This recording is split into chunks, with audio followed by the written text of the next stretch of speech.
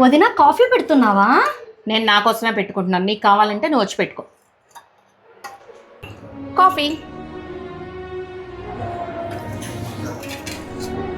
ఏంటిది కాఫీ ఇలా ఉంది? నీళ్ళు అలాగుంది. కొద్దిగా పాలు కూడా వేస్తే బాగుంటుండే. వదిన, పాప కోసం బొమ్మ తీసుకొచ్చాను, బాగుందా? మా పిల్లలకి ఏం కొనాలో నాకు తెలుసు, నేను కొనుక్కుంటాను. నువ్వు వెళ్ళి మీ బాబుకి కొనుక్కో, నాకు అవసరం లేదు. హలో అమ్మ, చెప్పమ్మా. వెళ్ళావా మీ వదిన వాళ్ళ ఇంటికి? అమ్మా, ఇందాకే వచ్చాను. ఒట్టి చేతులతో వెళ్ళావా, పిల్లలకి ఏమైనా తీసుకొని వెళ్ళావా? భలే మాట్లాడతావమ్మా. ఒట్టి చేతులతో ఎలా వెళ్తాను? మంచి కాస్ట్లీ టాయ్సే తీసుకొని వచ్చాను. అయినా వాళ్ళెక్కడ వాళ్ళ పిల్లలకి అలాంటి కాస్ట్లీ కొనిస్తారు చెప్పు? ఏదైనా నేను కొనివ్వాల్సిందే. వదిన, ఈసారి వరలక్ష్మి పండుగ నాకేం పెడుతున్నావు? మీ అన్నయ్య ఏది తీసుకొస్తే అది పెడతాను. అదేంటి ప్రతిసారి నా విషయంలో నువ్వే కదా డెసిషన్ తీసుకుంటావు? ఇప్పటి నుంచి నీ విషయంలో ఎలాంటి నిర్ణయాలు నేను తీసుకోదలుచుకోలేదు. వరలక్ష్మి వ్రతానికి నీకోసం నాకు నచ్చిన చీర తెచ్చాను. చూడు ఎలా ఉందో.